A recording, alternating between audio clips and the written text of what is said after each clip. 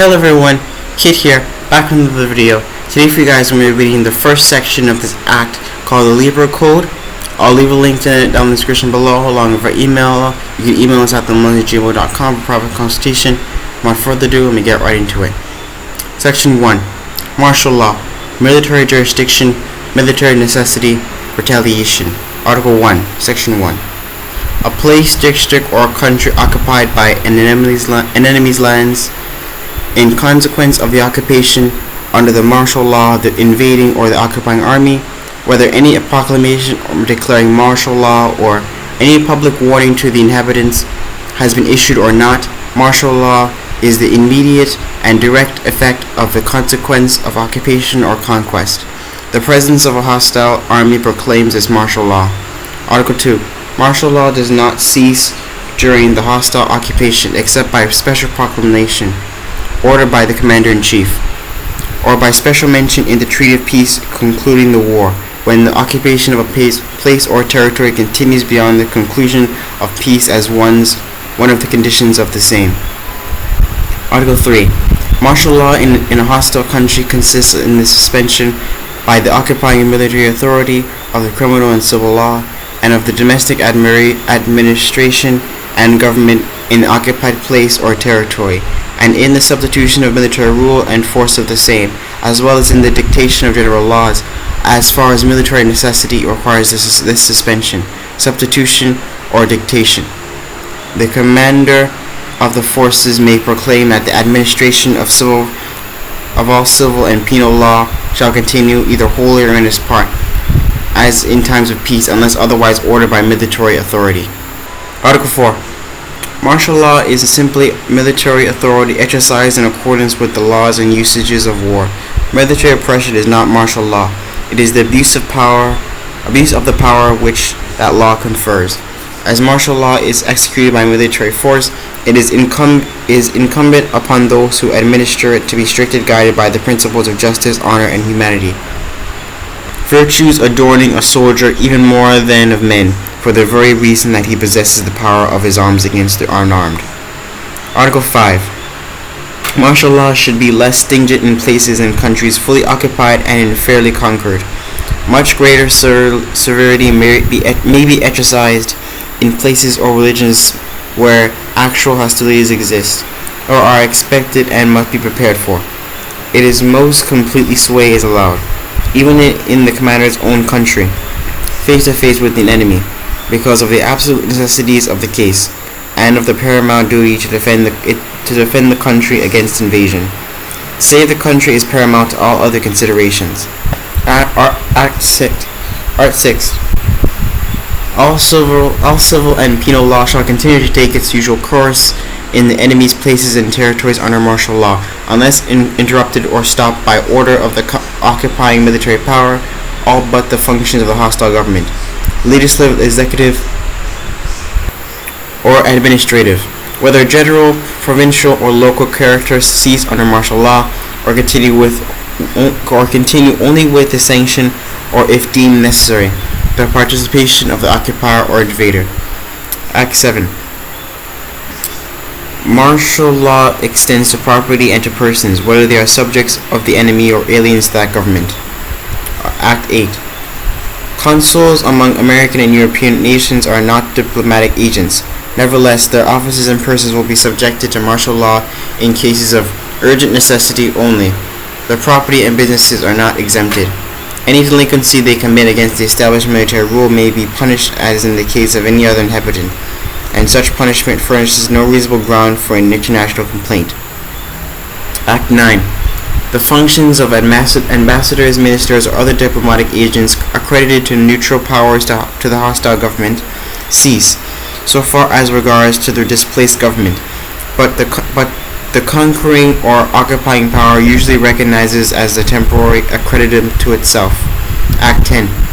Martial law affects chiefly the police and collection of public revenue and taxes, whether imposed by the expelled government or by the invader, and refers mainly to the support and efficiency of the army, its safety, and the safety of its operations. Act 11. The law of war does not only disclaim all cruelty and bad faith concerning engagements concluded with the enemy during the war, but also the breaking of stipulations solely contracted by the belligerents in time of peace, and avoidedly intended to remain in force in case of war between contracting powers. It disclaims all extortions and other transactions for individual gain, all acts of private revenge or convenience at such acts.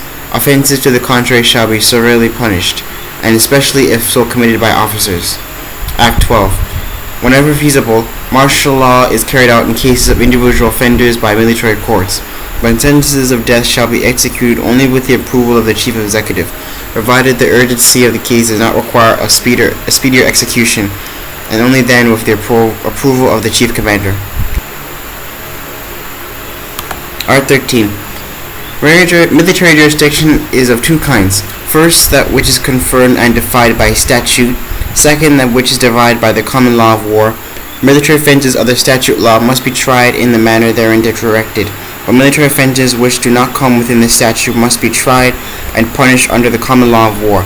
The character of the courts which exercise these jurisdictions depends upon the local laws of each particular country. In the armies of the United States, the first is exercised by court-martial, while cases which do not come with the rules and articles of war, or the jurisdiction conferred by statute on court-martial, are tried by military commissions. Act 14. Military necessity, as understood by modern civilized nations, consists in the necessity of those measures which are indispensable for securing the ends of war, which are lawful according to the modern law and usages of war. Act 15. Military necessity admits all direct destruction of life and limb of armed enemies, and other persons whose destruction is incidentally unavoidable in the armed contest of the war. It allows of the capturing of every armed enemy and every enemy of importance to the hostile government, or of peculiar danger to the captor. It allows of all destruction of property and obstruction of the ways and channels of travel or communication, and of all withholding of substance or means of life from the enemy, of the appropriation of wherever an enemy's country affords necessarily for the substance and safety of the army, and of such deception as does not involve the breaking of good faith, either positively in pledge regarding agreements entered into during the war, or supposed by the modern law of war to exist. Men who take up arms against one another in public war do not cease on this account to be moral beings, responsible to one another and to God. Act 16. Military necessity does not admit of cruelty, that is, infliction of suffering for sake of suffering or for revenge, nor of maiming or wounding except in a fight, nor of torture or to extort confessions. It does not admit of the use of poison in any way, nor the wantation or devastation of a district. It admits of deception, but disclaims act of perfidy, and in general military necessity does not exclude any act of hostility which makes the return to peace unnecessarily difficult. Act 17. War is not carried on by arms alone. It is lawful to starve the hostile belligerent, armed or unarmed, so that it leads to speedier subjection of the enemy. Act 18. When the commander of a besieged place expels the non-combatants, in order to lessen the number of those who consume its stock of provisions, it is lawful, through an extreme measure, to drive them back, as so to hasten on the surrender. Act 19. Commanders, whenever admissible, inform the enemy of their intention to bombard a place, so that the non-combatants and especially the women and children, may be removed before the bombardment commences. But it is no infraction of the common law of war to omit thus to inform the enemy. Surprise may be a necessity. Act 20. Public war is a state of armed hostility between sovereign nations or governments.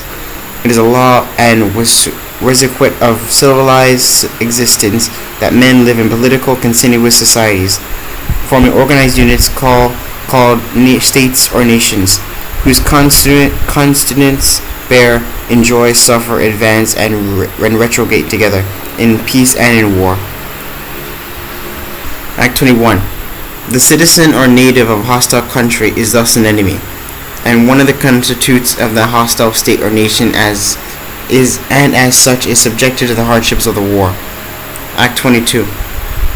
Nevertheless, any civilization has advanced during the last centuries, and likewise so steadily advanced, especially in war on land.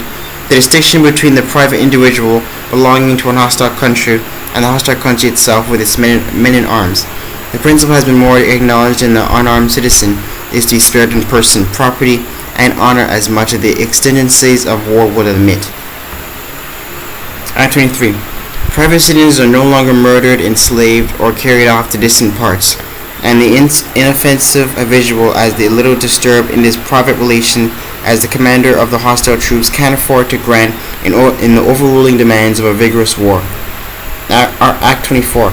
The almost universal rule in remote times was, and continues to be with bombardist armies, that the private individual of the hostile country is destined to suffer every privation of liberty and protection, and every distribution of family ties. Protection was, and still is with uncivilized people, the exception. Act 25. In modern regular wars of the Europeans and their descendants of other portions of the globe, protection of the inoffensive citizen of the hostile country is the rule. Privation and disturbance of private relations are the exceptions. Act 26. Commanding generals may cause the magistrates and civil officers of the hostile country to take an oath of the contemporary allegiance or an oath of fidelity to their own victorious government or rulers, and they may expel everyone who declines to do so. But whether they do so or not, the people and the civil officers owe strict obedience to them, and as long as they hold sway over the district or country, at the peril of their lives. Act 27. The law of war can no more wholly dispense with retaliation than those law of nations, which it is a branch. Yet civilized nations acknowledge retaliation as a sternest feature of war. A reckless enemy often leaves to his opponent no other means of securing himself against the repetition of the bombardist outrage. Act 28. Retaliation will therefore never be resorted as to a measure of mere revenge, but only as a means of protective retribution, and moreover cautiously and unavoidably. That is to say, retaliation shall only be resorted to after careful inquiry into the real occurrence, and the character of the misdeeds that may demand retribution. Unjust or inconsiderate retaliation removes the belligerents farther and farther from the mitigating rules of regular war, and by rapid steps leads them to nearer to the internecine wars of savages. Act 29. Modern times are distinguished from earlier ages by the existence, at one and at the same time, many of the nations and great governments related to one another in close intercourse. Peace is their normal condition, or is the exception. The ultimate object of all modern war is a renewed state of peace. The more vigorously wars are pursued, the better it is for humanity. Sharp wars are brief. And last one, 30. Ever since the formation and coexistence of modern nations, and ever since there have become great national wars, war has come to be acknowledged as not to be its own end, but the means to obtain great ends of state, or to consist defense against wrong, and no controversial restriction or the modes adopted to inquire the enemy is no longer admitted, but the law of war imposes many limitations and restrictions on principles of justice, faith, and honor. Alright guys, I'll link this down in the description below. Well, along for email, you can email us at themillennialsgmo.com for private consultation. And yeah, I'll see you guys later. Have a wonderful day. Like, share, subscribe. Bye.